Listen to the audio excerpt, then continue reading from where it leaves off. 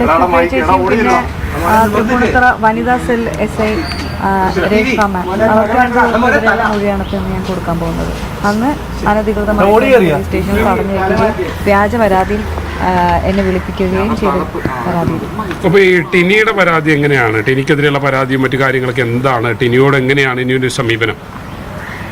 അദ്ദേഹം എന്നോട് മാത്രമല്ല ദ്രോഹം ചെയ്തത്, ഒരു സമൂഹത്തിനോടാണ്.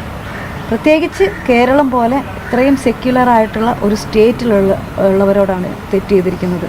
ഭയങ്കര മോശമാണത്.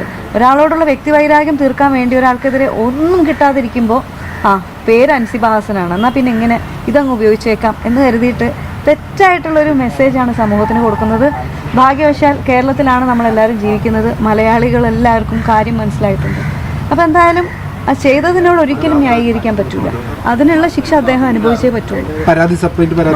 തീർച്ചയായിട്ടും ഞാൻ പരാതിയായിട്ട് മുന്നോട്ട് പോകും. അതിനുള്ളൊരു കാരണം കൂടെ ഉണ്ട്. ഞാൻ അമ്മയിൽ ഓൾറെഡി പരാതി അയച്ചിട്ടുണ്ടായിരുന്നു. അപ്പോൾ പരാതി അയച്ചു കഴിഞ്ഞ അവസാനം മീഡിയയുടെ പ്രഷർ കാരണമാണ് അമ്മയിൽ നിന്ന് പറയണത് കേൾക്കാം. അതിൻ്റെ മുന്നേ ഞാൻ പല പരാതികൾ കൊടുത്തിട്ടും ഈ കാര്യങ്ങളെല്ലാം പറഞ്ഞിട്ടും ആരും കേട്ടിട്ടില്ല. മീഡിയയുടെ പ്രഷർ കാരണം മാത്രമാണ് എന്നാൽ കേൾക്കാം എന്ന് പറഞ്ഞു. അപ്പം ഞാൻ പറഞ്ഞൊരു കാര്യം, ഇതേ കമ്മിറ്റി തന്നെ കേൾക്കാം എന്നാണ് പറയുന്നത്. അത് ഈ കമ്മിറ്റിയിൽ വിശ്വാസം ഇല്ലാത്തതുകൊണ്ട് അവിടുന്ന് റിസൈൻ ചെയ്ത് വന്ന ഒരാളാണ് ഞാൻ. റിസൈൻ ചെയ്തതിന് ശേഷമാണ് എനിക്ക് മീഡിയയിൽ ഇത് പറയാൻ പറ്റിയത്. അവിടെ ഇരുന്നുകൊണ്ട് എനിക്ക് പറയാൻ പറ്റില്ല. അപ്പം ഞാനിത് പറഞ്ഞു കഴിഞ്ഞതിന് ശേഷം ഇതേ കമ്മിറ്റിയുടെ മുമ്പാകെ ഞാൻ ഹാജരായി വീണ്ടും ഇതേപ്പറ്റി സംസാരിക്കണം എന്ന് പറഞ്ഞു കഴിഞ്ഞാൽ എന്നെ പരിഹസിക്കുന്നതിന് തുല്യമല്ലേ അത്? എനിക്കൊരു നീതിയും തരാത്ത ഇതേ കമ്മിറ്റിയുടെ മുന്നിൽ പോയിരുന്നിട്ട് ഞാൻ എന്ത് പറയാനാ? അല്ലെങ്കിൽ അവരെന്ത് കേൾക്കാൻ? എനിക്ക് വേണ്ടി എന്തെങ്കിലും ന്യായത്തിൻ്റെ കൂടെ ഇരിക്കുകയോ? ഞാൻ ആരോപണം പറയുന്നത് ആർക്കെതിരെയാണ്?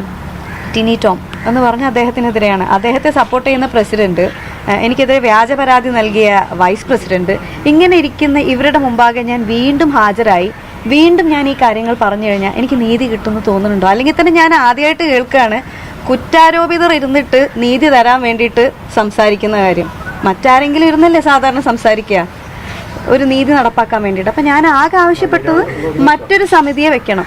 അപ്പം ഞാൻ ആവശ്യപ്പെട്ടത് എനിക്ക് എൻ്റെ മനസ്സിൽ വന്ന 3 പേരുകളായതുകൊണ്ട് മാലാ പാർവതി ചേച്ചിയുടെ പേരും രമേശ് പിഷാരടി ചേട്ടൻ്റെ പേരും ധ്യാൻ ചേട്ടൻ്റെ പേരും ഒക്കെ ഞാൻ പറഞ്ഞത്. അപ്പോൾ ഞാൻ അയച്ച മെയിലിൽ കൃത്യമായിട്ട് ഞാൻ മെൻഷൻ ചെയ്തിട്ടുണ്ടായിരുന്നു, ഇനി ഇവർ അവൈലബിൾ അല്ല എന്നുണ്ടെങ്കിൽ ബയസ്ഡ് ആയിട്ട് തീരുമാനങ്ങൾ എടുക്കാത്ത ആളുകൾ വേറെ മെമ്പേഴ്സ് അമ്മയിലുണ്ടല്ലോ, അങ്ങനെയുള്ള ആരെങ്കിലും വെച്ചിട്ട് നിങ്ങളൊരു സമിതി ഉണ്ടാക്കൂ, എന്നിട്ട് അവരുടെ മുമ്പാകെ ഞാൻ ഹാജരായിട്ട് ഞാൻ സംസാരിക്കാമെന്ന്. പക്ഷെ ഇതുവരെ ഒരു റിപ്ലൈ പോലും എനിക്ക് ലഭിച്ചിട്ടില്ല. അപ്പം അതിൽ നിന്ന് ഞാൻ എന്താ മനസ്സിലാക്കേണ്ടത്? തീർച്ചയായും സാമൂഹിക വിപത്താണ് ടിനിച്ചേട്ടൻ എന്നുള്ള കാര്യം വ്യക്തമായിട്ട് എനിക്കറിയാം. അതിനെതിരെ ഞാൻ മുന്നോട്ട് പോകുക തന്നെ ചെയ്യും.